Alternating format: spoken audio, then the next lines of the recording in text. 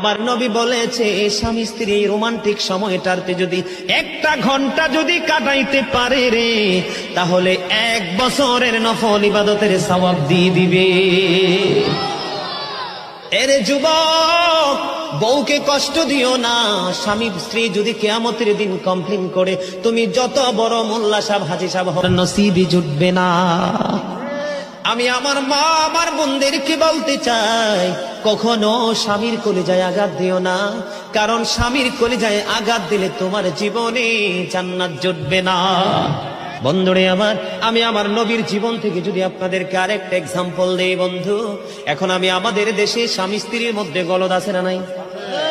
বর্তমান সমাজের যুবক যুবতী, নববধূ নবদম্পতি যারা স্বামী স্ত্রী, তাদের মধ্যে ম্যাক্সিমামই কলহ আছে না নাই?